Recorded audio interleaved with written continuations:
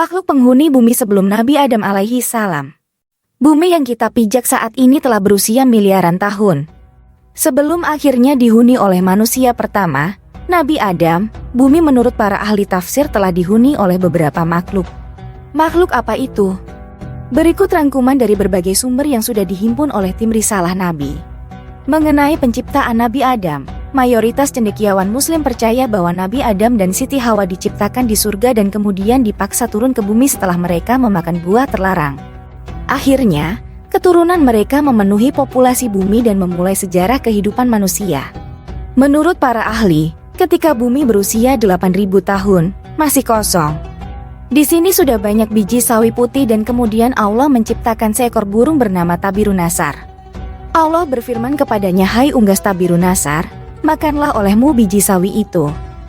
Apabila habis biji sawi itu, engkau akan kumatikan." Sang unggas pun memakan biji-bijian itu. Namun, cara memakannya diatur. Pertama, sehari 1 biji yang dimakan. Setelah semakin berkurang, maka kini dimakannya hanya 1 biji sebulan. Biji sawi itu semakin berkurang saja. Saking takutnya terhadap kematian, sang unggas hanya memakan 1 biji dalam setahun. Namun, akhirnya habislah biji-biji sawi itu. Tabirunasar pun akhirnya mati. Setelah kematian tersebut, Allah menciptakan makhluk lain sebagai penghuni bumi, yaitu 70 orang laki-laki.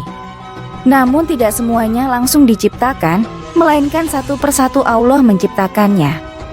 Apabila seorang yang meninggal, maka langsung diciptakan yang lain. Masing-masing dari mereka berumur 70.000 tahun. Konon, setahun pada masa itu sama dengan 1000 tahun pada masa sekarang. Tatkala telah mati 70 lelaki itu, kemudian Allah ciptakan jin. Allah berfirman dan Dia menciptakan jin dari nyala api. Al-Quran Surat 55, ayat 1. Sebagian dari jin-jin itu ada yang berkaki 4, berkaki 2, dan ada yang terbang.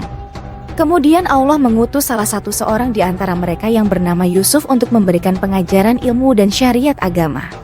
Namun, jin-jin itu banyak yang mendustakan ajaran-ajaran tersebut dan akhirnya Allah pun mematikan semuanya.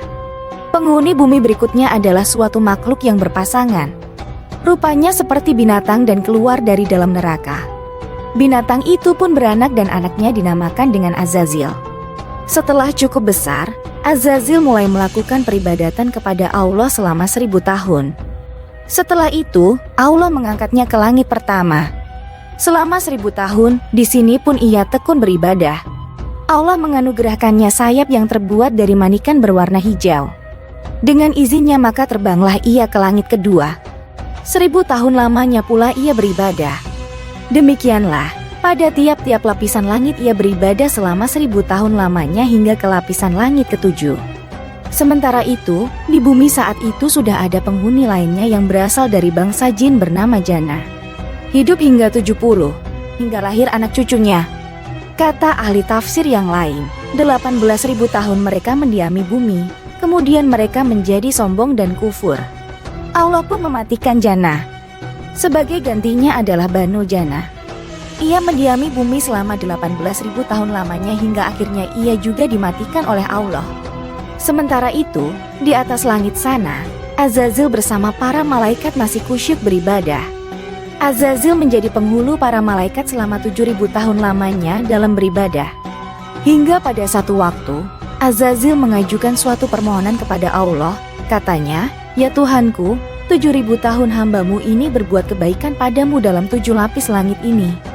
Jikalau dianugerahkan olehmu, hambamu mohon hendak turun ke bawah ke langit ke-6, berbuat kebaikan kepadamu." "Pergilah engkau," tegas Allah. Turunlah Azazil atau iblis itu bersama 700 malaikat pengiringnya ke langit ke-6. Setelah merasa cukup, ia pun memohon izin lagi kepada Allah agar diturunkan ke langit ke-5. Di langit ke-5 pun ia memohon diturunkan ke langit yang di bawahnya dan demikian seterusnya hingga sampai mereka di langit dunia. Di langit dunia, Azazil atau iblis mengajukan suatu permohonan pula, "Ya Tuhanku, hambamu hendak memohon turun ke bumi dengan para malaikat. Bahwasanya hambamu hendak beribadah kepadamu di bumi itu. Ya Tuhanku, betapa Bananul Jannah telah banyak berbuat kerusakan di muka bumi." Anugerahkanlah atas hamba-Mu ini bersama para malaikat berbuat kebaikan kehadirat-Mu di muka bumi itu. Allah pun mengabulkan permohonan Azazil itu. Diturunkanlah ia bersama 700 malaikat yang mengiringnya untuk beribadah di muka bumi, setelah sebelumnya Banu Al-Jannah dimatikan karena banyak berbuat kerusakan. Setelah 8.000 tahun lamanya beribadah, Iblis mencoba mengemukakan ungkapan hatinya bahwa di muka bumi inilah ia begitu betah dan tidak ada tempat lain yang membuatnya betah seperti ini. Akhirnya Iblis memohon agar selamanya ia berada di muka bumi untuk berbakti kepada Allah.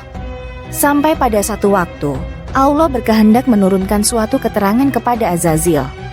Firman-Nya, "Ingatlah ketika Tuhanmu berfirman kepada para malaikat, sesungguhnya aku hendak menjadikan khalifah di muka bumi." Al-Quran Surat kedua, ayat 30. Mendengar firman tersebut, Iblis menjadi berduka karena perasaan dengkinya. Mereka para malaikat pun bertanya kepada Allah mengenai siapa yang akan menjadi khalifah itu. "Adam namanya," jawab Allah.